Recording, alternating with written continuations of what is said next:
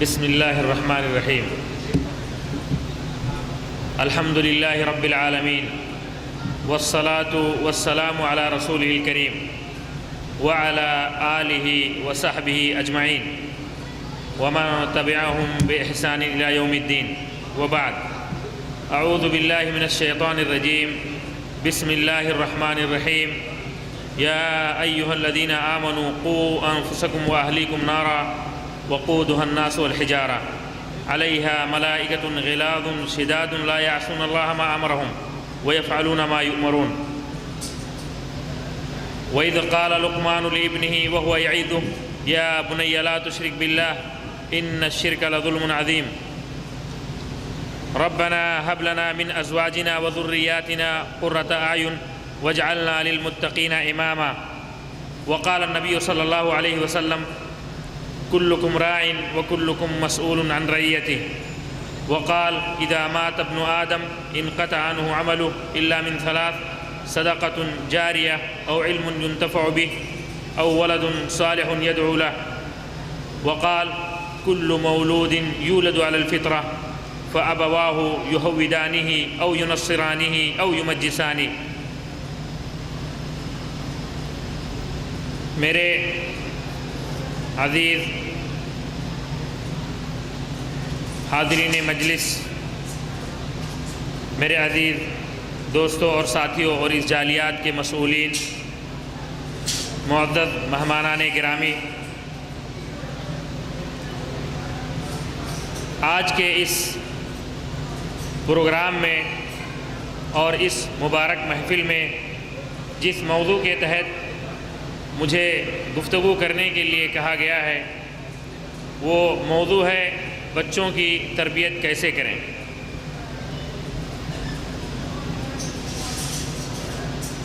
حاضرین مجلس، یہ موضوع کوئی ایسا موضوع نہیں ہے جس پر کوئی لمبی چوڑی اور زوردار سی تقریر کی جائے یا خطابت کے جوہر دکھائے جائیں یا بہت زیادہ چیخ و پکار کی جائے. یہ ایک بہت ہی حساس اور نازک اور سنجیدہ موضوع ہے جس پر میں آپ لوگوں کے سامنے کتاب و سنت اور سلف صالحین کے اعمال و اقوال کی روشنی میں گفتگو کرنا چاہتا ہوں اور جو ماضی اور حال میں اس تعلق سے واقع ہے اور جو تجربات ہیں اس کو میں چاہتا ہوں کہ آپ لوگوں کے ساتھ شیئر کروں.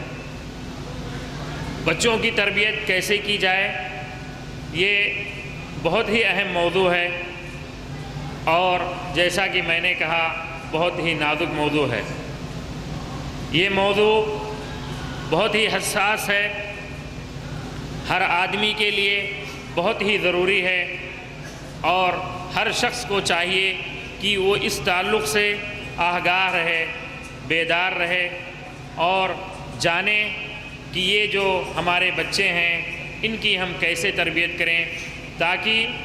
ان کا ایک بہترین مستقبل ہو اور یہ بچے صحیح معنوں میں مسلمان بچے بنے، اسلام کے سپہ سالار بنے اور ایک مسلمان بچے کو، ایک اچھے بچے کو، ایک اچھے انسان کے بچے کو جس طرح ہونا چاہیے وہ اس طرح رہے. میرے بھائیوں اور دوستوں، جب ہم اس موضوع پر گفتگو کرنا چاہتے ہیں یا ہم اس موضوع پر کسی کے سامنے روشنی ڈالنا چاہتے ہیں یا اس سے بحث و مباحثہ کرنا چاہتے ہیں کہ بچوں کی تربیت کیسے کریں، تو سب سے پہلے یہ بات ہمارے ذہن میں آتی ہے کہ ہم بچوں کی تربیت کیوں کریں، بچوں کی تربیت کیوں ضروری ہے، اور اگر بچوں کی تربیت ضروری ہے تو پھر اس کی تربیت کس طرح کی جائے، کن چیزوں کے ذریعے اس کی تربیت کی جائے، کیا کیا چیزیں بچے کو سکھائی جائیں، کیا کیا چیزیں بچے کو بتائی جائیں اور ہم وہ کون سی معلومات ہیں اور وہ کون سے آداب ہیں جن سے اپنے بچوں کو روشناس کرائیں تاکہ ہمارے بچے صحیح معنوں میں اچھے بچے بن سکیں، اور جن چیزوں کی بچوں کے تربیت کے لیے ضرورت ہے ان چیزوں کو ہم انہیں کیسے عطا کریں، کیسے سکھائیں، کون سا طریقہ ہونا چاہیے، کون سا اسلوب ہونا چاہیے، اور کون سا اسلوب اس تربیت کے لیے نفع بخش ہے اور کون سا اسلوب اس تربیت کے لیے نفع بخش نہیں ہے۔ بچوں کو کیسے ترغیب دی جائے، کیسے ان کو ڈرایا جائے، کیسے ان کو خوش کیا جائے، کیسے ان کو سزا دی جائے، یہ اس موضوع کے اہم نقطے ہیں یا اس موضوع کے اہم نکات ہیں جن پر روشنی ڈالنا اس موضوع کو پر بحث کرتے ہوئے ضروری ہے۔ ایک مسلمان کو اللہ تعالیٰ نے اس لیے پیدا کیا ہے تاکہ وہ صحیح معنوں میں اس کی عبادت کرے۔ اللہ رب العزت نے کہا وَمَا خَلَقْتُ الْجِنَّ وَالْإِنسَ إِلَّا لِيَعْبُدُونَ۔ تو ایک انسان کی پیدائش اس لیے ہوئی ہے کہ وہ اللہ رب العزت کی صحیح معنوں میں عبادت کر سکے۔ اگر آپ اپنے بچے کو یہ چیز نہیں سکھلائیں گے اور اس کو تعلیم و تربیت سے آراستہ نہیں کریں گے تو اللہ رب العزت کی صحیح معنوں میں عبادت نہیں کر سکے گا، اور جو اس کے پیدائش کا حقیقی مقصد ہے وہی اس سے فوت ہو جائے گا۔ اسی طرح آپ دیکھیں کہ انسان کے پاس بہت ساری نعمتیں ہوتی ہیں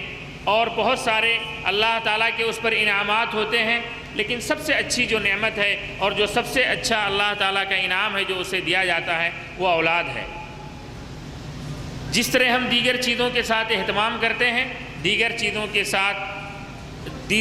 کی اہمیت کو جانتے اور مانتے ہیں، اسی طرح ہمارے لیے ضروری ہے کہ یہ جو سب سے بڑی اللہ تعالیٰ کی ہمارے ساتھ نعمت ہے اولاد کی شکل میں، وہ اس کے ساتھ بھی ہم اہتمام برتیں اور اس کے صحیح تربیت اور تعلیم کا انتظام کریں، تاکہ جس طرح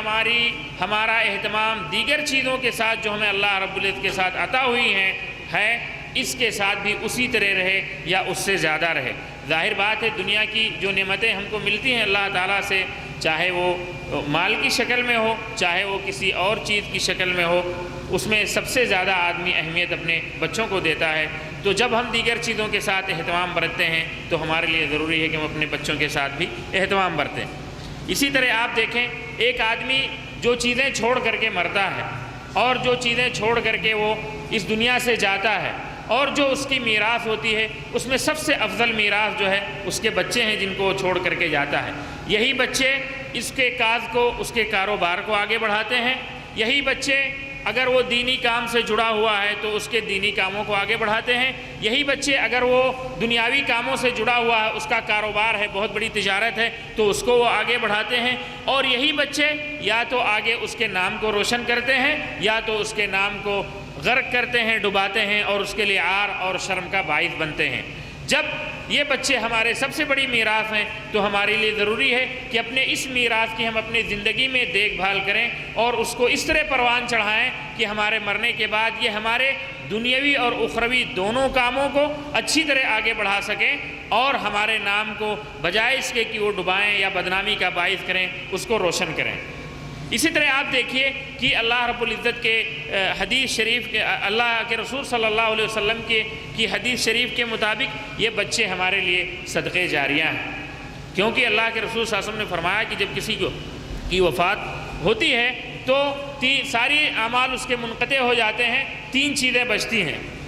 آپ اس حدیث پہ اگر غور کریں گے تو آپ کو پتہ چلے گا کہ جن 3 چیزوں کی طرف آپ صلی اللہ علیہ وسلم نے اشارہ کیا ہے، صالح اولاد کے اندر وہ تینوں چیزیں موجود ہوتی ہیں،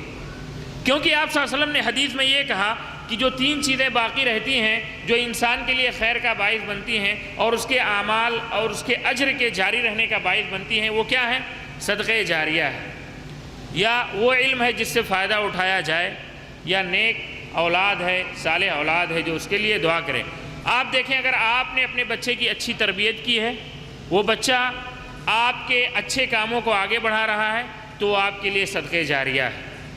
اور اگر اس بچے کو آپ نے اچھے سے پڑھایا لکھایا ہے اور وہ اس علم کو پھیلا رہا ہے، اس سے لوگوں کو فائدہ پہنچا رہا ہے، تو وہ ایسا علم بھی ہے جس سے لوگ فائدہ اٹھا رہے ہیں۔ اور ظاہر بات ہے اگر نیک اولاد ہے تو وہ آپ کے لیے دعا کرے گا، تو اس طرح وہ اس دعا کا اثر آپ کو پہنچے گا اور وہ خیر و برکت آپ کو پہنچتی رہے گی۔ تو یہ جو تینوں چیزیں ہیں مرنے کے بعد جو انسان کے لیے صدقہ بنتی ہیں، صدقہ جاریہ بنتی ہیں، اگر آپ نے اپنے بچوں کی اچھی تربیت کی ہے تو یہ جو ہے تینوں چیزیں اس بچے کے اندر پائی جائیں گی، اور آپ کا اجر اور آپ کا اجر جاری رہے گا اور آپ کے میزان حسنات میں اضافہ ہوتے رہے گا۔ اسی طرح دیکھیے ایک اچھے مسلمان کی ذمہ داری یہ ہے کہ وہ اپنے بچوں کو اس طرح تربیت کرے یا اس طرح بنائے کہ وہ جس سوسائٹی میں رہتا ہے اور جس شہر میں رہتا ہے، جس ملک میں رہتا ہے، اس کے لیے وہ ایک اچھے اور فعال عضو بنے۔ یعنی آپ جہاں پہ رہتے ہیں، جہاں پہ جیتے ہیں، ظاہر سی بات ہے یہ جو سوسائٹی ہے یہ نسلاً در نسلاً چلتی ہے۔ آپ ہیں، آپ کے بعد آپ کے بچے آئیں گے، پھر ان کے بچے آئیں گے، یا ایک شخص ہے وہ کام کرتا ہے، یا بہت سارے شخص ہیں اس سوسائٹی میں یا اس جگہ پہ کام کرتے ہیں، اچھے کام یا نیک کام یا اللہ نہ کرے خراب کام، تو وہ کاموں کا سلسلہ نسل در نسل جاری رہتا ہے۔ اگر آپ اچھی تربیت نہیں کریں گے اپنے بچوں کی، اور کوئی بھی سوسائٹی اگر اپنے بچوں کو مہذب نہیں بنائے گی اور ان کی اچھی تربیت نہیں کرے گی، تو جو سوسائٹی ہے مجموعی طور سے وہ خراب ہو جائے گا اور فساد کا شکار ہو جائے گا۔ لیکن اگر آپ نے اچھی تربیت کی ہے اور ان کو اچھی تعلیم سے اور اچھی تربیت سے آراستہ پیراستہ کیا ہے، تو یہ اس سوسائٹی کے لیے ایک فعال اور اچھے عضو بنیں گے اور لوگوں کو فائدہ پہنچائیں گے۔ تو اس طرح یہ بچے جو ہیں، ہمارے بچے ہمارے لیے نیک نامی یا بدنامی کا سبب بنتے ہیں۔ تو جب آپ غور کریں گے تو یہ پتہ چلے گا کہ دینی اور دنیاوی دونوں اعتبار سے بچوں کی، اور اسی وجہ سے ہماری خواہش رہتی ہے کہ ہم اپنے بچوں کی صحیح تربیت کریں، اور یہی شریعت کا حکم ہے، یہی اللہ رب العزت کی تلقین ہے، اور یہی آپ صلی اللہ علیہ وسلم نے عمل کر کے دکھایا ہے، اور یہی صحابہ کرام نے اور سلف صالحین نے کیا ہے۔ اس لیے ہمارے لیے ضروری ہے کہ ہم اپنے بچوں کی صحیح معنوں میں تربیت کریں۔ اب جب ہم تربیت کرنے کے لیے تیار ہوتے ہیں یا ہم چاہتے ہیں کہ اپنے بچوں کی صحیح معنوں میں تربیت کریں، تو کس طرح ہم یہ تربیت کریں؟ کون سی ایسی چیزیں ضروری ہیں جن کے ذریعے ہم اپنے بچوں کی تربیت کریں تاکہ صالح معاشرے کی تشکیل ہو اور صحیح معنوں میں ہمارے بچے اسلامی تربیت سے اور اسلامی تعلیمات سے آراستہ ہوں؟ میرے بھائیو اور دوستو، بچوں کی تربیت کے بارے میں بہت سارے لوگوں کا خیال یہ ہوتا ہے کہ بچے کی تربیت اس کی پیدائش کے بعد سے شروع ہوتی ہے۔ سارے لوگوں سے اگر آپ کسی سے ہی پوچھیں گے کہ بچے کی تربیت کیسے کریں، کب کریں، تو ہر آدمی یہی جواب دے گا کہ بھائی بچے کی جب پیدائش ہوگی تو ہم اس کی تربیت کریں گے۔ لیکن حقیقت میں اگر آپ دقت سے غور کریں گے تو یہ بات اس طرح صحیح نہیں ہے۔ بچے کی تربیت کا مرحلہ اور اس کی اچھی تربیت اور بہترین تربیت اور صحیح تربیت کا مرحلہ اس کی پیدائش سے پہلے شروع ہو جاتا ہے۔ بچے کی صحیح تربیت کا مسئلہ اور کا مرحلہ اس کی پیدائش سے پہلے شروع ہوتا ہے۔ جو لوگ یہ خیال کرتے ہیں کہ بچے کی تربیت کا مرحلہ اس کے پیدائش کے بعد شروع ہوتا ہے، یہ خیال غلط ہے۔ حسن بصری رحمہ اللہ کے پاس ایک آدمی آیا اور اس نے کہا کہ میرے یہاں ولادت ہوئی ہے اور میں اپنے بچے کی اچھی تربیت کرنا چاہتا ہوں، تو آپ مجھے وصیت کریں، بتائیں کہ میں اپنے بچے کی کس طرح تربیت کروں۔ تو جانتے ہیں انہوں نے کیا جواب دیا؟ حسن بصری رحمہ اللہ نے کہا، بہت بڑے تابعی ہیں، بڑے بڑے صحابہ کرام کے ساتھ اور مشہور و معروف صحابہ کرام کے ساتھ رہے ہیں، انہوں نے کہا کہ لقد تاخرت کثیرا، یعنی بہت دیر کے بعد آئے ہو، بہت پہلے آپ کو آنا چاہیے تھا، آپ نے بہت دیر کر دی پوچھنے میں۔ یعنی اس آدمی کے یہاں بچے کی ولادت ہوئی ہے اور ولادت کے فوراً بعد وہ آیا ہے ان سے مشورہ لینے کہ میں کس طرح اس بچے کی صحیح تربیت کروں، کیسے اس کو اچھا عالم بناؤں، کیسے اس کو اچھا مسلمان بناؤں، کیسے اس کو اچھا مومن بناؤں۔ تو ان کا جواب یہ تھا کہ آپ بڑی دیر کے بعد آئے ہیں، آپ نے بڑی تاخیر کر دی، آپ کو بہت پہلے آنا چاہیے تھا۔ تو علماء کہتے ہیں کہ پہلے آنے کا مطلب یہ تھا کہ جب آپ شادی کرنے جا رہے ہیں، آپ اپنی شادی کرنا چاہتے ہیں یا اپنے بچے کی شادی کرنا چاہتے ہیں، تو ظاہر سی بات ہے جو نکاح کے مقاصد ہیں اور شادی کے مقاصد ہیں ان میں بڑا مقصد اچھی اولاد کی طلب ہوتی ہے، اچھی ذریت کی طلب ہوتی ہے، اور اسی لیے اللہ تعالیٰ نے انسانوں کو جو پیدا کرنے کے جو مقاصد بتائے ہیں، آپ غور کریں گے کہ وہ ساتھ ساتھ ذریت صالح کی تاکید کی ہے، اپنی دعاؤں میں بندے کے لیے جو دعائیں سکھائی ہیں ان میں بھی، اور آپ صلی اللہ علیہ وسلم نے جو تربیت کے طریقے بتائے ہیں ان میں بھی۔ اب جب آپ ایک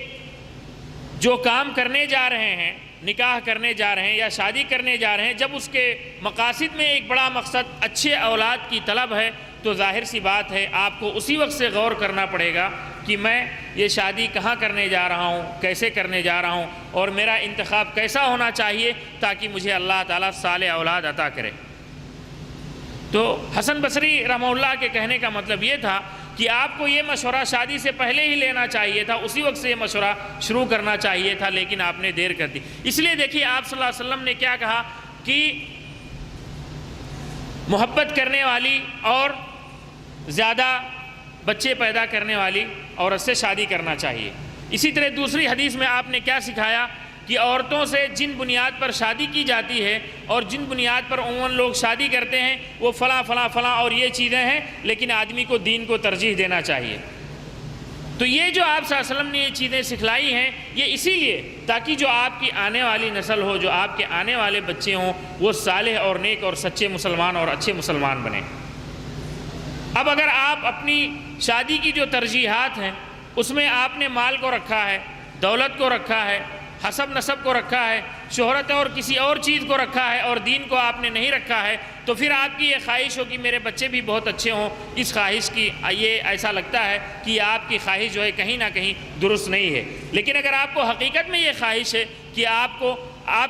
اچھے بچے اللہ تعالیٰ عطا کرے اور ایسے بچے عطا کرے جن کی اچھی تربیت ہو سکے، تو ظاہر سی بات ہے آپ کی خواہش یہ ہونی چاہیے کہ آپ کی شادی اچھی لڑکی سے ہو، دیندار لڑکی سے ہو، محبت کرنے والی لڑکی سے ہو، اور ایسی لڑکی سے ہو جس کے یہاں یہ صفت اچھی طرح پائی جائے کہ آپ کے بچے ہوں تو ان کی تربیت کر سکے، ان کی صحیح دیکھ بھال کر سکے، ان سے محبت سے پیش آ سکے، اور آپ کے زیادہ سے زیادہ بچے ہوں جو اسلام اور مسلمانوں کے کام آئیں۔ اسی طرح دیکھیے وہ چیزیں جن کی طرف جو شادی سے پہلے، یہ جو بچے کی ولادت سے پہلے جو تربیت کے مراحل ہیں، ان میں ایک اہم چیز جو قابل ذکر ہے وہ یہ ہے اللہ تعالیٰ سے دعا۔ آپ چاہتے ہیں کہ آپ کے یہاں اچھے بچے پیدا ہوں، نیک بچے پیدا ہوں، ان کی اچھی تربیت کریں۔ بچے کے پیدائش سے پہلے ہی اللہ تعالیٰ سے دعا کی جاتی ہے کہ اللہ تعالیٰ مجھے نیک اور صالح ذریت عطا کر، مجھے اچھے بچے عطا کر، ایسے بچے عطا کر جو دین کے شعائر کی پابندی کریں، جو نماز کو قائم کریں، جو تیرے جو احکامات ہیں اس کو مانیں، اس کو سمجھیں اور اس کو برتیں۔ تو یہ جو سلسلہ ہے تربیت کا، یہ اسی وقت سے شروع ہو جاتا ہے جب آدمی کے ہاں بچے کی ولادت نہیں ہوتی ہے، کیونکہ بچے کی ولادت کے بعد بہت ساری چیزیں جو پہلے ہونی چاہیے وہ آپ سے فوت ہو چکی ہوتی ہیں، اور اگر آپ نے چھوڑ دیا ہے تو پھر وہ چیزیں دوبارہ آپ کر نہیں پائیں گے۔ اس لیے حسن بصری نے کیا کہا کہ آپ نے بڑی دیر کر دی اور بہت دیر کے بعد ہے۔ اسی طرح ایک اہم چیز جو بچے کی ولادت سے پہلے کا مرحلہ ہے تربیت کا، اس میں یہ ہے کہ حلال رزق کا اہتمام۔ آپ یقین کریں اگر آپ کی روزی حلال نہیں ہے، آپ کا رزق حلال نہیں ہے، آپ کا رزق صاف ستھرا نہیں ہے، تو وہ رزق جو آپ اپنی بیوی کو کھلا رہے ہیں اور خود کھا رہے ہیں، اس سے آپ یہ توقع نہ رکھیں کہ کوئی صالح ذریت یا کوئی اچھی ذریت وجود میں آئے گی۔ اور تجربات نے بارہا یہ ثابت کیا ہے، اور جو لوگ دقیق نظر رکھتے ہیں اور باریک نظر رکھتے ہیں اور سوسائٹی میں رہتے ہیں، جیتے ہیں، لوگوں کو دیکھتے ہیں، سمجھتے ہیں، تو یہ چیزیں بہت اچھی طرح جانتے ہوں گے کہ جن کے یہاں حلال رزق کا اہتمام نہیں ہے ان کے بچے کبھی بھی اچھے نہیں نکلتے ہیں۔ جو حرام رزق کھاتے ہیں یا اپنی کھانے پینے میں صفائی ستھرائی کا خیال نہیں رکھتے ہیں تو ان کے بچے بھی اچھے نہیں نکلتے ہیں۔ تو اگر آپ صالح ذریت چاہتے ہیں، اچھے بچے چاہتے ہیں، اچھی تربیت والے بچے چاہتے ہیں، تو اس بچے کے پیدائش سے پہلے ہی آپ یہ جان لیں کہ جو غذا آپ کے پیٹ میں جا رہی ہے اور جس غذا کی وجہ سے جس غذا سے آپ کا خون بن رہا ہے اور وہ خون آپ کے بیوی میں منتقل ہو کر کے اس سے اولاد پیدا ہونے والی ہے، تو وہ خون بہت صاف ستھرا ہونا چاہیے اور حلال رزق سے ہونا چاہیے۔ اگر آپ کے اندر یہ اہتمام نہیں ہے تو ایسا ممکن نہیں ہے کہ اس سے بہت اچھے اور بہت صالح بچے پیدا ہوں اور بہت نیک اور بہت ہی اسلام کے اصولوں کو اور ان کی تعلیمات کو ماننے والے بچے پیدا ہوں، ایسا نہیں ہو سکتا۔ تو یہ مرحلہ ہے جو انسان کو اپنے بچے کی پیدائش سے پہلے ہی جس کا خیال کرنا پڑتا ہے تاکہ اس کے بچے اچھے ہوں اور اچھی تربیت سے آراستہ ہوں۔ یہ وہ اہم چیزیں ہیں جن کا اگر آپ نے خیال نہیں کیا ہے تو جب آپ بچے کی پیدائش کے بعد اس کو اچھی تربیت دینے جائیں گے تو اس میں کافی رکاوٹیں آئیں گی اور بار بار رکاوٹیں آئیں گی۔ اسی لیے جب حسن بصری سے پوچھا گیا کہ جب اس آدمی نے کہا کہ میرے یہاں بچے کی پیدائش ہوئی ہے تو آپ مجھے نصیحت کر دیں تاکہ میں اس کی اچھی تربیت کر سکوں، تو انہوں نے کہا کہ آپ نے بڑی دیر کر دی ہے۔ ان کے کہنے کا مطلب یہی تھا کہ آپ نے جب شادی کا ارادہ کیا تھا تو اس وقت مشورہ کیوں نہیں کیا کہ میں کس عورت سے شادی کروں، کس لڑکی سے شادی کروں تاکہ مجھے اچھی اولاد عطا ہو، یا اس وقت آپ نے مجھ سے کیوں نہیں پوچھا تھا تو میں آپ کو بتاتا کہ آپ اللہ تعالیٰ سے دعائیں کیجئے اور اس سے نیک اور صالح ذریت کو طلب کیجئے تاکہ آپ کے یہاں اچھے بچے پیدا ہوں۔ اس وقت آپ نے کیوں نہیں پوچھا تاکہ میں آپ کو بتاتا کہ آپ حلال رزق کا اہتمام کریں اور حرام رزق سے بچیں تاکہ یہ خون جو آپ سے آپ کی بیوی میں منتقل ہوگا یہ اس میں کوئی شائبہ نہ ہو اور آپ کے بچے خراب نہ پیدا ہوں۔ تو یہ وہ بنیادی چیزیں ہیں جن پر آدمی کو دھیان دینا چاہیے اور اس کا اہتمام کرنا چاہیے تاکہ وہ ایک صالح ذریت کا مالک بنے اور اللہ تعالیٰ اسے صالح ذریت بنائے۔ اسی طرح میرے بھائیوں اور دوستوں،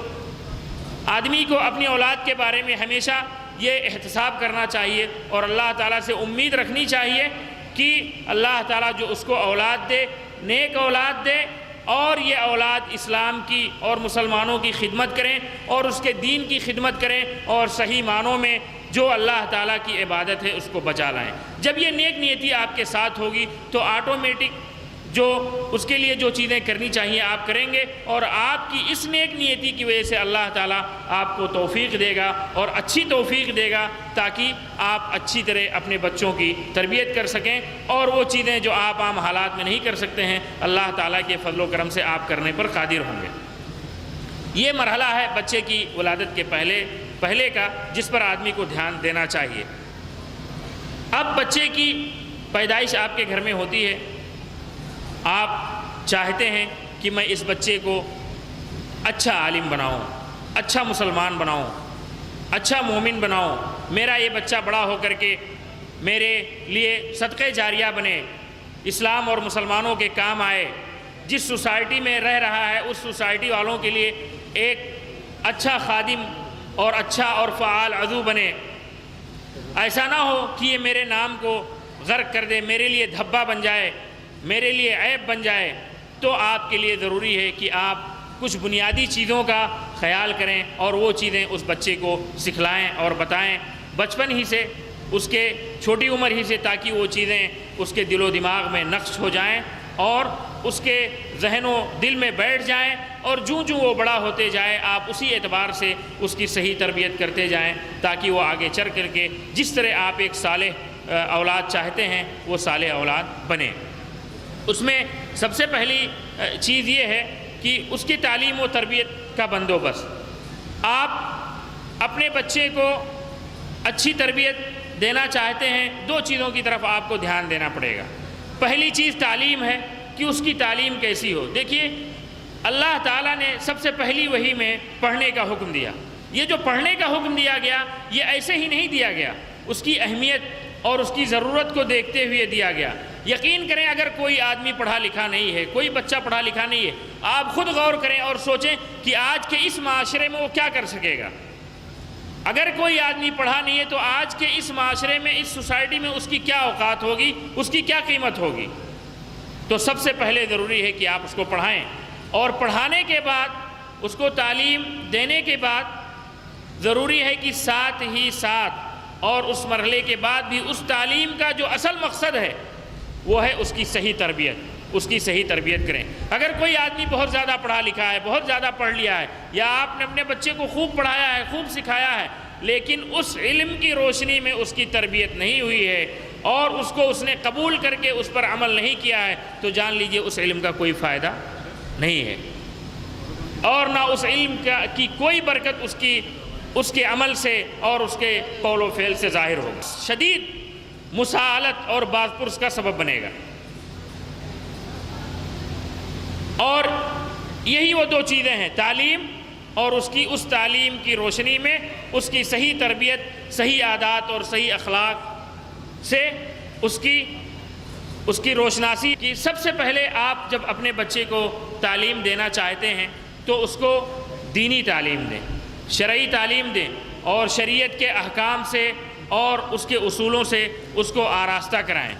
میرے بھائیو اور دوستو، تعلیم کا جب لفظ ذہن میں آتا ہے تو ہمارے اور آپ کے سب کے ذہن میں یہ بات آتی ہے کہ تعلیم کا مطلب یہ ہے کہ آپ اس کو لے گئے اور مدرسے میں داخل کرا دیے اور وہ بچہ وہاں پہ پڑھ رہا ہے۔ بلا شبہ یہ چیز ہے اور ہر آدمی کو یہ چیز کرنی چاہیے، لیکن تعلیم کا جو اصل مرحلہ ہے وہ آپ کے گھر سے شروع ہوتا ہے۔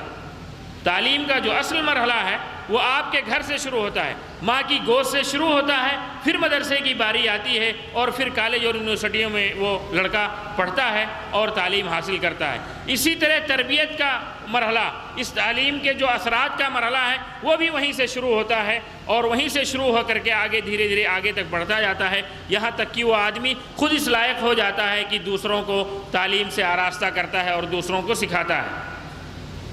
تو سب سے پہلے ذمہ داری ہے ان کے ماں باپ کی، بچے کے ماں باپ کی، کہ وہ اس کو صحیح تعلیم اپنے گھر میں دیں اور صحیح تربیت اس کی کریں۔ اب آپ دیکھیں، غور کریں، اگر والدین خود ہی تعلیم سے آراستہ پیراستہ نہیں ہیں تو اس بچے کا کیا بنے گا؟ اگر وہ خود ہی دین کی تعلیمات نہیں جانتے ہیں تو اس بچے کی تربیت کیسے کریں گے؟ اگر خود ہی وہ شریعت کے احکام سے واقف نہیں ہیں تو ان کا بچہ کیسے شریعت کو جانے گا؟ اگر ان کو خود ہی اخلاق فاضلہ ان کے پاس نہیں ہیں، وہ اچھے عادات سے محروم ہیں، اچھی طبیعتوں سے محروم ہیں، تو ان کے بچے کیسے اچھے بن سکتے ہیں؟ اسی لیے شریعت نے جو پڑھنے پر زور دیا ہے، تعلیم حاصل کرنے پر زور دیا ہے، اور آپ صلی اللہ علیہ وسلم کے اعمال کو جہاں پہ ذکر کیا ہے قرآن میں، وہاں بتایا ہے کہ اس رسول کو اس لیے بھیجا گیا صلی اللہ علیہ وسلم کہ آپ آ کر کے لوگوں کو تعلیم دیں، اس کتاب کو پڑھائیں، سکھائیں اور ان کا تزکیہ کریں، ان کی اچھی تربیت کریں۔ تو اللہ تعالیٰ نے آپ صلی اللہ علیہ وسلم کو سکھایا اور سکھانے کے بعد، تزکیہ کرنے کے بعد حکم دیا کہ آپ اپنی امت کو سکھائیں اس کتاب کو اور ان کو دین کے احکامات سے روشناس کریں اور ان کی تربیت کریں۔ اسی لیے اسلام نے تعلیم کو بہت ہی زیادہ اہم بتایا ہے، اور خاص طور سے شرعی جو علم ہے وہ اتنا ہر آدمی پر واجب ہے کہ وہ اپنی دینی زندگی کو اچھی طرح نبھا سکے اور اللہ تعالیٰ کے جو احکامات ہیں ان کی صحیح معنوں میں پابندی کر سکے اور صحیح طریقے سے اللہ تعالیٰ کی جس طرح عبادت کرنی چاہیے اس طرح وہ عبادت کر سکے۔ تو میرے بھائیوں اور دوستو، کہنے کا مطلب یہ ہے کہ آپ سب سے پہلے اپنے بچے کی تربیت اپنے گھر سے شروع کریں، اور جس قدر بچہ ہوشیار ہوتا جائے اور جاننے کے لائق ہوتا جائے اس کو اس قدر آپ دین کی تعلیمات اور دین کے جو احکام اور دین کے جو اخلاق ہے اس کو سکھلائیں۔ اس میں علماء ذکر کرتے ہیں کہ سب سے پہلی چیز یہ ہے، امام غزالی رحمہ اللہ نے فرمایا کہ یہ جو بچہ ہوتا ہے یہ والدین کے پاس امانت ہوتا ہے، والدین کے پاس ایک امانت ہوتا ہے جو اللہ تعالیٰ نے اس کو دیا ہے، اور اس کا دل بالکل صاف ستھرا اور بالکل نفیس جو ہے جوہر کی طرح ہوتا ہے۔ والدین کی ذمہ داری یہ ہوتی ہے کہ وہ اس کو خیر کا عادی بنائیں۔ اگر اب اس کو اس مرحلے میں انہوں نے خیر کا عادی بنا دیا اور خیر کو سکھلا دیا تو اسی پر وہ پرورش پائے گا اور اس کی دنیا و آخرت دونوں جو ہے بہتر ہوگی اور دونوں جہان میں وہ خوش خرم اور سعید رہے گا۔ اور بہت مشہور عربی شعر ہے جس کا مطلب یہ ہے، شاعر کہتا ہے کہ ہمارے جو بچے ہیں وہ جو ہم ان کو سکھاتے ہیں اسی پر وہ پرورش پاتے ہیں۔ اب آپ دیکھیے، اگر آپ اپنے بچے کو گھر میں اس کو قرآن سکھلائیں گے، حدیثیں سکھلائیں گے، اچھی باتیں اس کو بتائیں گے، ظاہر سی بات ہے اس کی پرورش انہی چیزوں پر ہوگی۔ لیکن اگر آپ اپنے گھر کے اندر بچے کو فلم دکھائیں گے، ٹیلی ویژن اس کے سامنے کھولے رہیں گے، آپ اس کے سامنے بیٹھ کر کے بہت ساری ایسی چیزیں جو شریعت نے ویسے ہی ناجائز کر رکھی اس کو آپ دیکھیں گے، تو آپ یہ کیسے توقع رکھ سکتے ہیں کہ یہ بچہ یہاں سے باہر نکل کر کے جب باہر اسکول میں جائے گا تو وہاں سے اچھی چیزیں سیکھ کر کے آئے گا؟ پہلے تو آپ کو دیکھے گا، آپ کے گھر کے ماحول کو دیکھے گا کہ آپ وہاں کیا کر رہے ہیں۔ تو اس لیے بچوں کو شروع ہی سے اچھی چیزوں کی تلقین کرنی چاہیے، اچھی چیزوں کو بتانا چاہیے، اور یہ مرحلہ وہیں گھر سے اور اس کے ماں باپ سے شروع ہونا چاہیے۔ سب سے پہلے جو چیز ضروری ہے جب آپ اپنے بچے کی تربیت کریں تو اس کو توحید سکھلائیں۔ توحید سکھلانے کا مطلب یہ نہیں ہے کہ آپ کہیں کہ ہمارا بچہ چھوٹا ہے اور ابھی جو ہے شعور کو پہنچا ہے، ابھی تو اس نے کچھ سمجھنا شروع کیا ہے، تو میں اس کو کیسے توحید سکھلاؤں، اور توحید کا یہ معنی ہے، توحید کا یہ مطلب ہے، اور توحید کی اتنی قسمیں ہیں، اور یہ ایسا ہے وہ ایسا ہے۔ یہ اس کا مقصد نہیں ہے۔ آپ کا بچہ چھوٹا ہے، آپ کا بچہ یہ سمجھ سکتا ہے کہ اللہ تعالیٰ ایک ہے۔ ہمارا رب کون ہے؟ ہمارا رب اللہ ہے۔ ہمارا عبادت کس کی کرنی چاہیے؟ اللہ تعالیٰ کی کرنی چاہیے۔ اللہ تعالیٰ کہاں ہے؟ آسمان میں ہے۔ کسی دوسرے سے مانگنا جائز ہے؟ نہیں جائز ہے۔ کسی دوسرے سے مدد طلب کرنا جائز ہے؟ نہیں جائز ہے۔ اللہ کے ساتھ شرک کرنا جائز ہے؟ حرام ہے۔ یہ چیزیں آدمی اٹھتے بیٹھتے چلتے پھرتے اپنے گھر میں اپنے بچے کو بہت آسانی کے ساتھ سکھا سکتا ہے اور تلقین کر سکتا ہے۔ یہ چیز جب اس کے دل میں بیٹھ جائے گی، اس توحید پر جب وہ پرورش پائے گا، آگے جب وہ جائے گا، کوئی بھی چیز جو اس کے خلاف اس کو دکھے گی یا نظر آئے گی، وہ اس سے دور رہے گا اور بھاگے گا۔ اسی لیے کہتے ہیں علماء کہ بچے کے دل و دماغ میں توحید سے محبت اور اللہ تعالیٰ کی وحدانیت کو ڈالنا چاہیے، اور شروع ہی سے اس کے دل میں شرک اور کفر اور خرافات اور بدعت سے نفرت کو ڈالنا چاہیے۔ اس کی تربیت ایسی ہو کہ وہ کوئی بھی ایسی چیز دیکھے جو شرک کے مظاہر میں سے ہے تو اس کو نفرت کریں۔ آپ دیکھیں، آپ کو تعجب ہوگا، آپ لوگ دیکھتے ہوں گے، ہم لوگ بھی دیکھتے ہیں، سعودی عرب میں آپ کسی بچے کے سامنے ذکر کریں جو تھوڑا شعور کو پہنچا ہوا ہے، آپ اس کو بتائیں کہ ہمارے یہاں قبروں کی لوگ عبادت کرتے ہیں، تو کہے گا نعوذ باللہ، کیسے قبروں کی عبادت کرتے ہیں؟ آپ اس سے کہیں کہ ہمارے یہاں فلاں چیز کی پوجا کرتے ہیں، شرک کرتے ہیں، کہے گا نعوذ باللہ، کیا یہ لوگ انسان ہیں؟ ایسا بھی کرتے ہیں۔ وہ لڑکا بہت زیادہ پڑھا لکھا نہیں ہوگا، اس کی عمر 12 سال 15 سال 16 سال 14 سال جو بھی ہوگی، لیکن وہ ان چیزوں کو تفصیل سے نہیں پڑھا ہے، لیکن اگر آپ اس کے سامنے ذکر کریں تو وہ فطرتاً اور طبیعتاً اس کا انکار کرے گا اور کراہت کا اظہار کرے گا۔ کیوں؟ کیونکہ ان کی اسی پر تربیت ہوتی ہے، اسی کو دن و رات دیکھتے اور سنتے اور سیکھتے ہیں۔ جیسے ہی آپ کہیں گے ویسے ہی وہ فوراً جو ہے اس طرح اپنا چہرہ بنائے گا جیسے لگتا ہے کہ کوئی کڑوی چیز اس کو پلا دی گئی۔ تو سب سے پہلے اپنے بچوں کو توحید سکھلانی چاہیے اور اللہ تعالیٰ کی وحدانیت کو بتلانا چاہیے، اور اللہ تعالیٰ ایک ہے، صرف اسی کی عبادت کرنی چاہیے، اور ہمیں اسی کی عبادت کے لیے پیدا کیا گیا ہے، اور اس کے ساتھ کسی کو شرک نہیں کرنا چاہیے۔ یہ چیز جو ہے اس کو سب سے پہلی سکھانی چاہیے تاکہ توحید پر اس کی پرورش ہو۔ اس لیے دیکھیں لقمان حکیم نے جب اپنے بچے کو نصیحتیں کی اور وصیتیں کی تو سب سے پہلے اس کو کہا کہ شرک سے بچو، شرک جو ہے یہ بہت بڑا ظلم ہے، اور شرک سے بچنے کا مطلب یعنی ایک اللہ تعالیٰ کی عبادت کرو، یہ سکھلایا۔